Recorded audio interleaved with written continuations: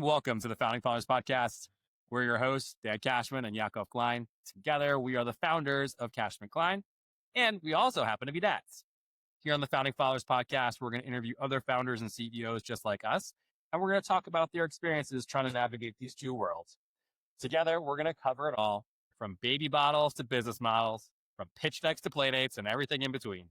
So without further ado, let's get started with today's episode. Today, we have with us Dr. Chirag Chaudhari, who is the co-founder of Manka Ventures. He's a real estate investor and a physician with a diverse portfolio that includes long-term and short-term rentals in Maryland and Florida. He's a general partner in hotel and multifamily conversion projects, 2 ground-up construction projects in San Diego, as well as a short-term rental fund. And in addition to all that, in his spare time, on the side, freelance, just with that little buffer left over there, he's a full-time emergency medicine physician who also specializes in informatics and quality. So Chirag, welcome. Thank you for being Thank you for being here. Yeah. Thank you, gentlemen, both for having me. This is great. Yeah. So let's go ahead and just level set a little bit. Do you want to tell us a little bit about Manka and what it is and what you guys do? Yeah, absolutely. So, Manka Ventures is a little bit of a passion project. My wife and I have been involved in real estate for going on a couple decades now, but sort of not intelligently, not with any real purpose up until probably about 5 years ago. And that's when we started thinking about Manka Ventures and doing things in a little bit of a different sort of mentality and being able to pass on what we've learned, what we've sort of been able to do to others, and sort of, I know the physician world obviously really well, and there's a huge gap in training in terms of finances and wealth creation and how to be sort of prudent about not just putting all your eggs in one basket, and that being the typical 401k, 403b, 457, whatever your product is in the usual retirement vehicle, but other alternative assets that people can do really well in. And so that's sort of where it started, and lots of learning and sort of educating ourselves about how to do things at scale. And so, yeah, that's sort of where that was born. That's awesome. That's awesome. Thank you so much. And so now that we've heard a little bit about your company, tell us a little bit about your family. Yeah. So, met my wife out in Chicago. I was at med school at the time, and she was starting her program at the same. We went to Rush University, and so she was starting her master's in occupational therapy there.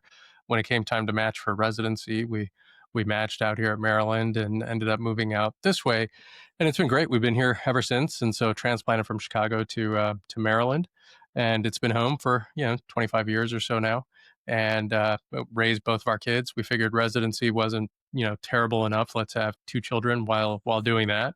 And so we had them both, one an intern year and one in my senior year of residency. So my daughter, who's now 23, she actually just left this morning actually for her second year of graduate training, and my son's going to be a rising senior. He's got another week or so left of the summer to go, but then he'll be finishing up, and he's also applying to graduate programs currently. Nice. So the kids came long before Manka came along. Yeah, well, so funny story. So my wife and I would not use each other's names very often, and we would just call each other monkey all the time, and we'd be out in public and we'd be yelling monkey, and people would kind of give us strange looks, and so we're like, we should probably stop that, and so we started calling each other Manka, which is where Manka Ventures comes from. Yeah. Cool. And so now that, so you're kind of in an interesting stage, right? So your kids are grown, they're starting to move on to their own things, and so now are you shifting some of your time more towards the business now that things have changed? Yeah, absolutely. It's given me a lot more time freedom in that sense. We've sort of, we're able to move from the physical labor stages of parenting onto the psychological trauma stages, if you will. And so, it's a different type of time investment, but definitely does give you some time freedom back to be able to do, different things and focus on different interests. Yeah. I always joke with my wife whenever we have to make hard decisions or there's something going on with my sons or my kids. This is a therapy session. Just like their future. This is something they're taking to their therapist. And no matter how you try to do it, you're traumatizing them somehow. It's just, it's always going to be there. So yeah, so you moving on to the emotional labor as opposed to the emotional psychological labor as opposed to the physical labor. That's a good way of describing the transition from smaller kids to older kids. I like that. Yeah. No, I'm still very much in the physical labor stage. So I've got two boys, 4 and 6. They are very much in the physical stage. Though, yes, I agree. I'm definitely like every now and then you have an interaction and you're like, okay, I hope that's not a core memory. Like that's gonna, like you think back to your own childhood and you're like, oh, I remember that. My dad was really calm, but I remember that one time he really lost his mind. I'm like, oh no, that's core memory right there. That just landed. Yeah. What's your story here? My story here is I have 4 kids, boy, girl, boy, 17, 15, 11, and 8. So I'm just starting to leave the little kid stage, and everyone's starting to shift into the tween teenage. Mhm. As a unit, we're all shifting over. That's where I am there. So, as you're heading down the path with Manka, what are some of the kind of similarities you're finding with trying to run your own business and raising your kids? Yeah. So I think, it's interesting because just like with, sort of raising the kids, it's a big responsibility. And just, anytime you're growing a business, same thing, large responsibility, and you've got to sort of feed it and water it and take care of it and do all the things. But we may not be great at all of the things. Right. And so it's really sort of figuring out, what you're good at and what you're operationally, sort of your zone of genius, if you will, and finding folks that can help you with other things or where to learn about those things, which I think correlates to parenting a lot. There's things that we do really great about, with certain pieces, and maybe me, for example, I'm not a great cook, and so I need to outsource that. And whether I outsource it to my wife or a meal prep agency, whatever it may be, it allows you to buy back your time and focus on those things that you're really good at. And whether that's playing games with the kids, whether that's maybe it is cooking, maybe it's taking care of, chauffeuring the kids around to sporting activities, whatever it may be, that gives you kind of that time with them to be able to offload some other times that maybe either you don't enjoy or you're just not as good at, and you can have somebody else do that for you. Yeah. I think correlates both with parenting as well as, operating a business. Yeah. Playing to your strengths, delegating the other things that need to get done, but won't necessarily be something that you'll be best at. Yeah. Making sure you hand those out. And then, yeah. How about the other way? What about maybe as you've created the business, it's helped you from a parenting standpoint, or it's informed the parenting side of things? Yeah, I think a lot of that is sort of really being mindful about time. I think time is the great equalizer for all of us, right? Every single one of us has the exact amount of time every single day, right? We have 24 hours, and what we do with that 24 hours sort of defines, where we go and what we're able to do. And so I think really respecting that and the fact that, you can create hobbies, you can create money, you can't create time, right? That's a fixed constant, and I think is probably our most precious commodity. And so it's taught me that, right? It's taught me that there's only so much time to be able to do what I want to be able to do. So let me focus on the things that I enjoy. And perhaps the things that I don't enjoy, I need to cut back a little bit. And that way I can use that time for vacations with my family while they still want to go with me, because that may not be so much longer. They talk about how you have 18 summers with your kids, and Right. it ends up being a lot longer because they keep coming back. As long as you're paying for the summer That's right. vacation, Yep. they're there. Yeah, exactly. I love that answer, Chirag. The time, I'm a big time guy as well. I think that time it's the one thing that you have no control over in terms of it escapes and it's gone. I always describe it as sort of like a carousel. Like it's just going around and around, and you have to run and jump on and find your place and make sure, like you said, take advantage of it.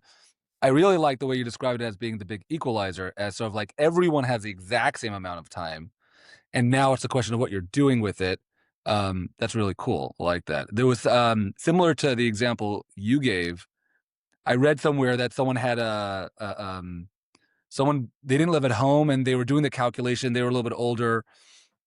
Their parents were a little bit older, and they were doing calculation of the amount of times that they travel back home for the holidays. and how much time they have left with their parents. And they're like, by the numbers, if there's only, 12 more holiday seasons left, and I'm only going for 2 days each time, that means I have 24 days left with my parents in person for the rest of their lives.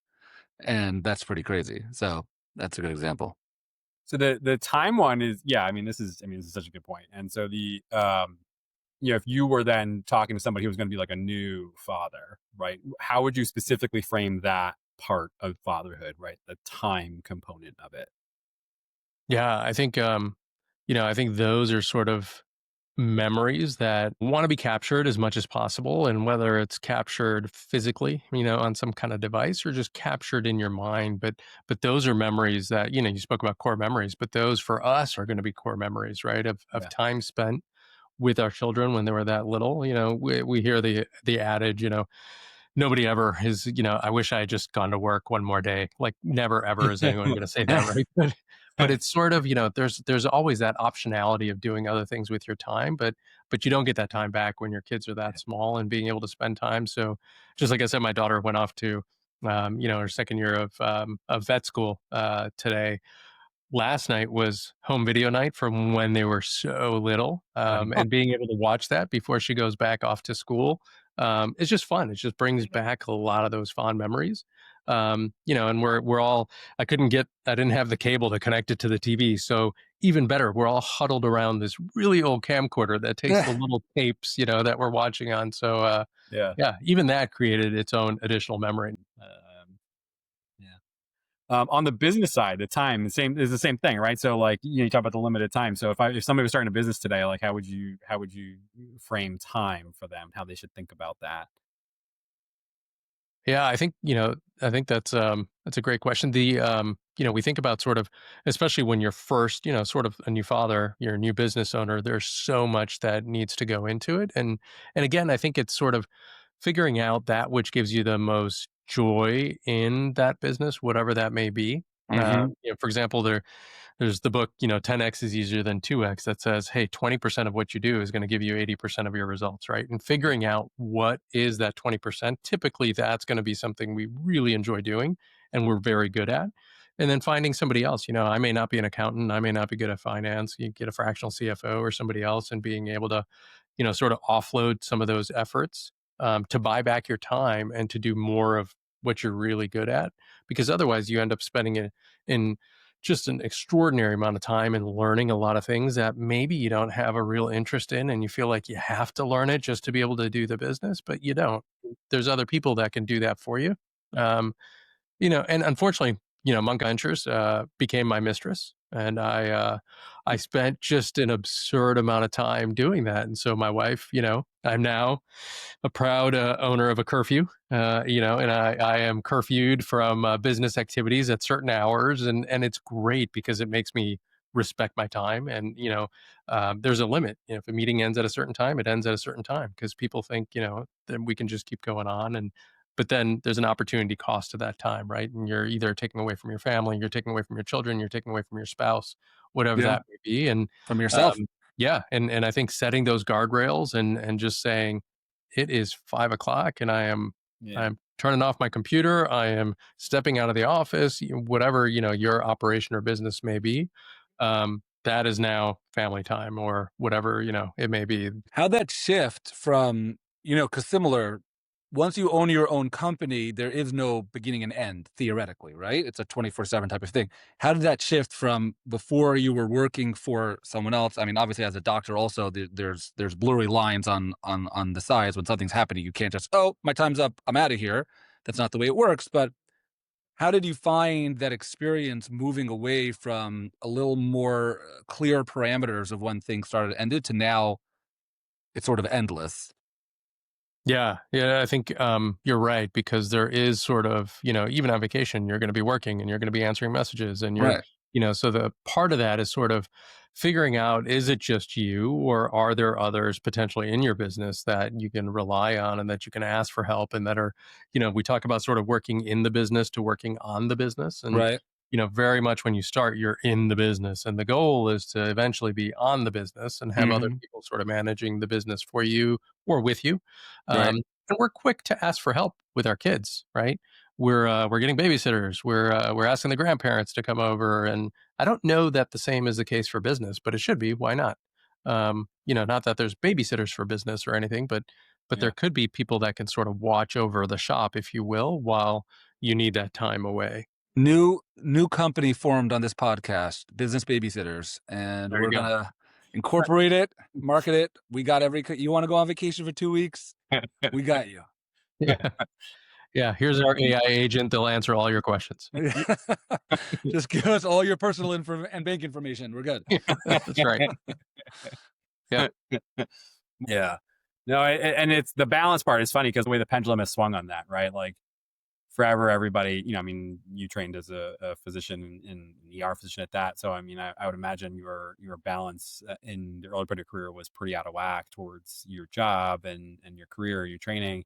And it's funny the way that swings, right? Because now I see so many people had swung to, well, what about work-life balance? And I need time for this and time for that, and it almost went too far the other way. And people were like, well, my job is just a job. I don't need to, show up for everything. And it's interesting now to see like, people landing in that kind of in between zone where work-life balance changes with phases, right? Like you said, like working in the business in the beginning versus on the business, right? Like, so sometimes work-life balance means, it's early part of my career and I'm going to go 100 hours a week because I can. And then later when things shift, figuring out, okay, I'm going to intentionally go get a business babysitter and I'm going to go get a real babysitter and going to have a date night. And it's just funny. I feel like, like the fee for service versus pay for performance shift of where it's shifting now to outcomes, right? And quality measures as opposed to just, oh, I did this. And so that's what we're getting rewarded for. That sort of shifted globally to everything that we do. Yeah. Did you have to do like crazy, like 36-hour shifts or 48-hour shifts when you were doing residency or things like that? Yeah. So in training, I was definitely sort of brought up in the pre-residency work hours and everything that's in place now. So yeah, those shifts were, you would have call every third night, you'd be on call. Sometimes a short call, long call. And so you could be in there for easily, 2.5 days, That's wild. Yeah. And I had a day, it was a 30-day rotation or 28-day rotation. I think we did, 7-week kind of blocks. And I had a day off in my 28 days where I didn't have to physically go in. And so that doesn't happen anymore. It's a little bit different, but it's hard. It takes a toll. But early on, for the first decade, I had sort of made a deal with my scheduler and my, again, that time with my children was so important. I was story times and bath time every night. Yeah. Without fail. Awesome. And as an ER doc, that's hard, right? Because you work every holiday, you work evenings, you work overnights. And so I would do 10 morning shifts, which allowed me to be home for dinner and bath time and story time and all that kind of stuff. And then I would do half overnights. And so I would do dinner, I would do bath time, I would put them to bed, and then I go to work. I never did an evening shift while they were growing up.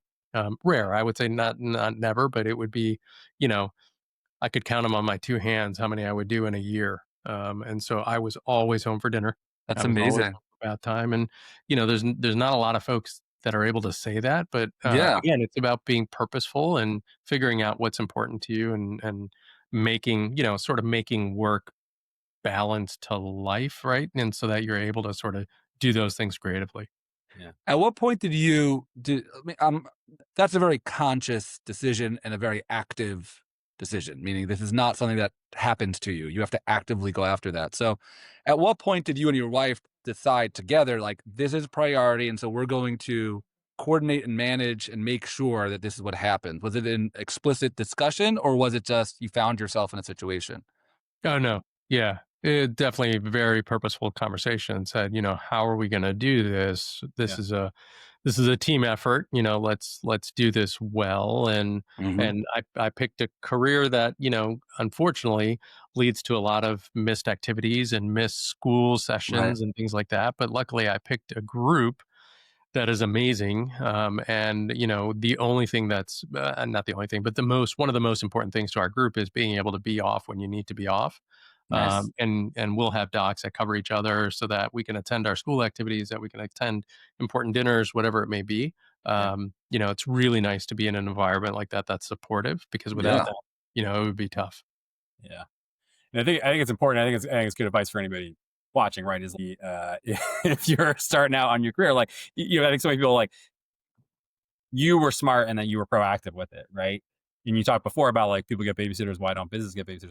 But I mean, I know tons of parents that don't get babysitters, for the first, 12 months, 24 months. And it takes them until they're like psychologically broken that they're like, okay, you know what? Maybe we should make a point of having a date night every Thursday. Maybe you should sleep in Saturday and I'll sleep in Sunday. Like, I think that's such a smart thing, good advice for people like getting started, either in their careers, with their companies, with their kids. Like it's possible, right? Like, yeah, I think people think that these things aren't possible, but I mean, yeah, I mean, if you can prioritize time as an emergency doctor, there's really no excuse for the rest of us in any other field. Really? Yeah. That was advice that I received when I first became a father. The advice I received was your child is part of your family. So just take them, like, if you want to go on a trip, just take the baby along with you on the trip. Like, it's okay. Yeah, Like, you don't have to worry. They're very resilient. They're easy. They'll be very happy. They don't know where they are anyway.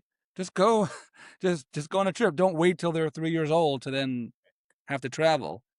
Uh, It's funny. I'm in the opposite scenario, and Dan knows this. We've had date nights together.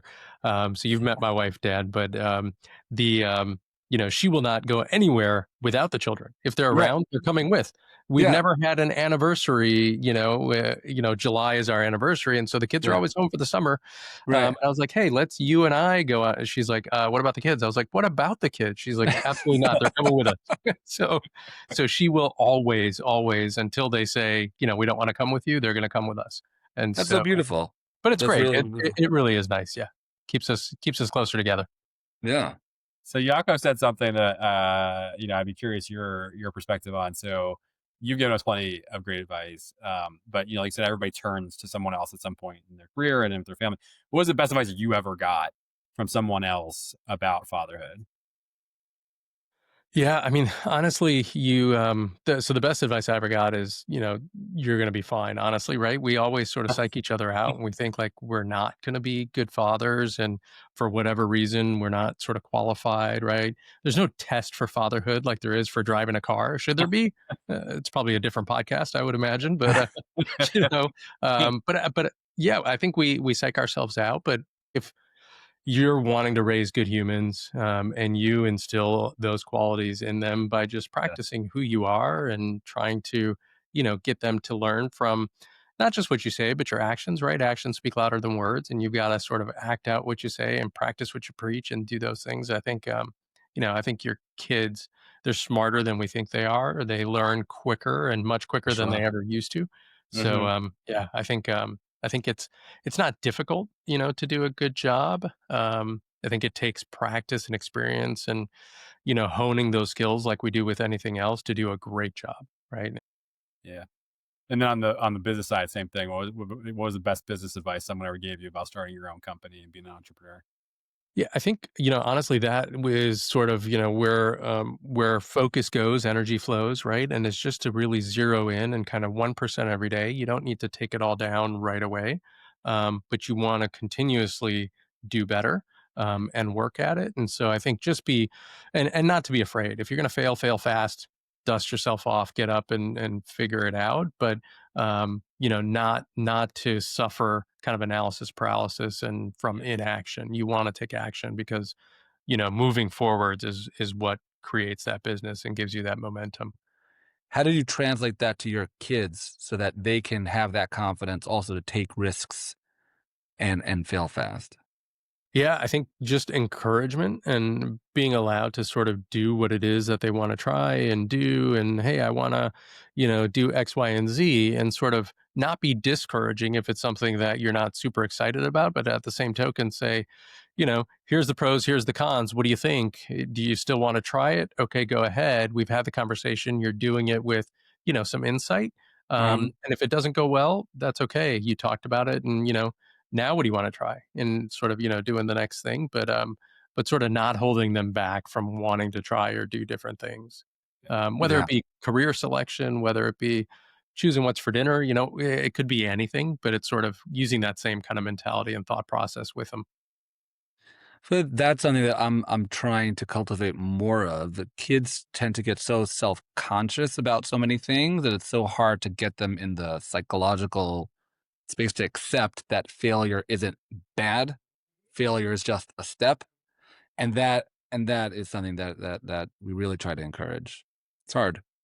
It is hard, and so many people want to know about that, right? And when you're interviewing for a job, somebody's always going to ask you, what was your biggest failure? How did you overcome it? What did you Right. learn? And what did you grow from? And so we all have them, Hmm. and it's just sort of thinking about it and letting people know it's totally normal, right? Yeah. Not everything is going to be a yes. Not everything is going to work out, and that's okay. Not everything's supposed to. Yeah. Yeah. It's so funny because like I feel like that comes up so much. And just the other day, actually, a colleague of mine reached out and I think they're interviewing for a job, and they had said, "Oh, what you supervise me, like what would you say, was something I failed at or whatever." But the subtext of the whole conversation was, what's something that I can safely say I failed at, right? Like that it's okay for me to say I failed at this thing, right? So just marbled right into that question is a lack of safety, right? Like I don't want to say that I failed because it's a job and I'm going to be judged, and it's just interesting to, no matter how much people say it, it's just so hard to do. Yeah, absolutely. And everyone's got varying degrees of comfort with that for sure. It's not, yeah. I mean, the conversation I'll have with my kids and the conversation I'll have with myself when I have to push into a space of being uncomfortable or unknown and I'm resistant or I'm finding myself resistant is, everyone says, practice makes you better. So teaching my kids how to swing a bat or whichever, it's not the practice that people are resistant to. It's the feeling of being bad at something that people are resistant to. So yeah, everyone knows you have to practice to get better. You're not going to be good the first time. And so what I started saying to my children is, whenever we pick up something new, you are going to be bad at it and you're going to feel bad about it. And the feel bad about it part is the part that you have to push through, not the be bad about it part. And if you could sort of focus on that part, eventually it comes around. And that's what I'll tell them. I'm trying something new or a new project or a new skill or a new software or platform. Mm. You have to get your reps. And the only thing that's stopping you from the reps is just the feeling of like, oh gosh, this is so much work, or I'm so bad at this. And so I don't want to do it, not the actually being bad at it. Yeah, I think, it's funny because growth doesn't come from being comfortable, right? Growth Yeah. doesn't come from the status quo. Growth comes when you're uncomfortable. And when you're learning something and when you're doing something for the first time, it is anxiety provoking. Yeah. You are super uncomfortable. You suffer from imposter syndrome, and all of those things. But that's you becoming better, right? That's you growing into sort of the next version of yourself. Yeah. What were some of the things in your company that now are sort of easy and routine for you, but that you had to go through that process early on? Yeah, and we do real estate syndication, so we would do 50,000 investments, $100,000 investments, or something like that. But then when we went to these folks who were actually running these deals and sort of are the sponsors for them, and we said, hey, look, instead of my one investment, how about we bring you 20 investors and we give you $5 million, or some absurdly large number, and they get very interested because now they're no longer having to have those conversations. I'm able to have them, sort of on their behalf. And so initially it was like asking people for money. And that's very uncomfortable. It's not something I want to do. And and so that transition to sort of, hey, I'm not asking you for money. I'm strictly putting out opportunities and Right. I'm This is for investing. you. This is for you. And I think it's going to be great. And I think the returns are going to be, really terrific. See what you think. And that transition of sort of being able to offer opportunities and like, there's nothing in it for me, like whether you join or not, it's strictly for you and your family and what that could mean for you in the future. And so that's opened up just the doors have kind of blown off after that. And I think that really speaks to a lot of people. Yeah. I feel like you're, that video, like how to start a movement. It's like the lone crazy guy dancing on the hill with the shirt off. And then by the end of it, it's like 6,000 people. I feel like you're the lone crazy guy. Yeah. Yeah. My shirt would be on, but otherwise fully appreciate that picture. You said something in there towards the end about like, what I'm offering you something for you and your family. So talk a little more about that, in your material that's out there, newsletters, website, things. It's so much. It's not just real estate. It's about real estate and your family. I feel like that's just like a recurring theme that I see in the way you speak about it and the way you tell other people about it. So you can tell us a little more like about that angle. Yeah, yeah. I think that's where it sort of comes full circle. For us, like sort of the real estate and different opportunities like that are really what's going to truly build wealth, and it'll be generational wealth. It'll live long past my wife and I, and it'll help our kids and it'll help our grandkids, and sort of to be able to build that base. And we would have never been able to do that in traditional markets, right? And so to be able to sort of educate others to that possibility and say, here's kind of an opportunity in a different way of sort of wealth creation. What that means for you and what you do with it is going to be very different depending on what's important to you. For some people, it's amazing vacations. For others, it's paying for college and, graduate school for their kids and grandkids. And it's having an amazing wedding for their children, whatever that may be. When you're sort of able to give these returns back to people that have sort of believed and trusted in you and doing these opportunities is phenomenal. Like there's no better feeling because they're able to, I talk about sort of, we'll bring in cash and then we'll distribute it out. And it's money, but it's not. And I talk about sort of being able to give back people their dreams because that's what they're doing, right? When you're putting your hard-earned blood, sweat, and tears into something, it's a leap of faith, right? You don't know that that's coming back or not. And when it does, and when it's multiplied and returned to you, it's not just cash. It's meaningful for your family. It's Mhm. meaningful for whatever you want to do. And I think that's what fills my cup. Is to be able to kind of not only do that for ourselves, but to be able to expand and do that for others is great.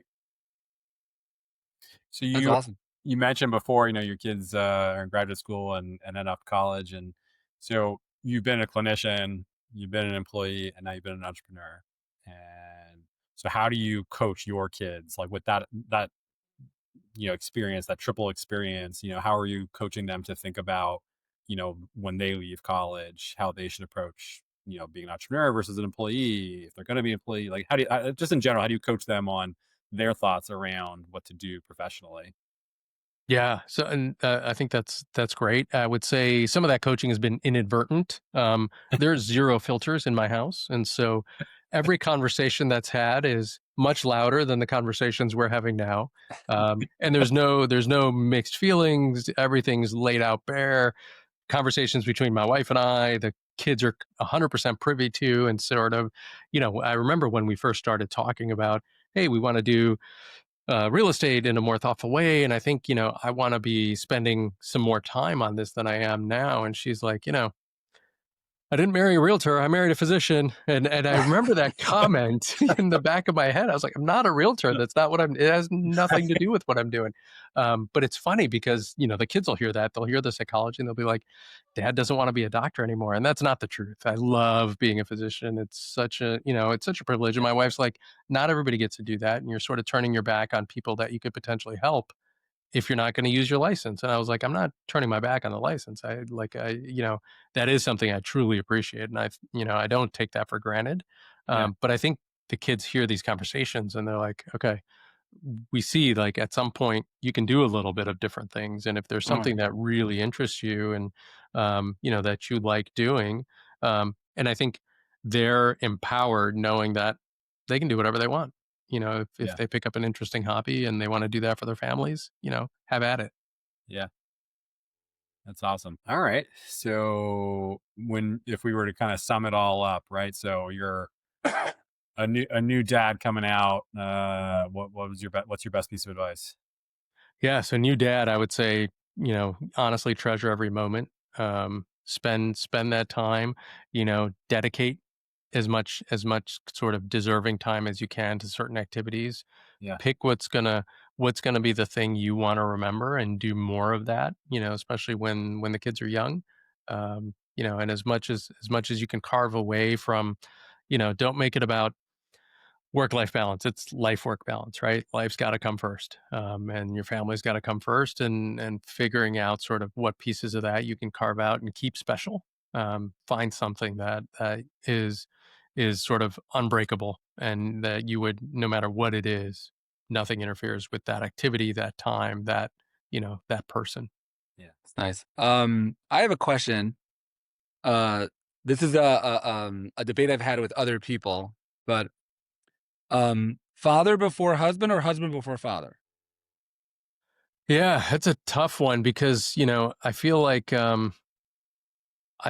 you can't be a great father without being a good husband first. And I feel like you've got to sort of nail that down, um, and then sort of concentrate on the father. I would say concentrate on the husband. You Okay. know, kind of grow that, because that's who's going to be bringing that family in. So if you can do that well and sort of agree to what that looks like down the road and have as many of those conversations as possible before you actually have to have them, it's going to make you stronger.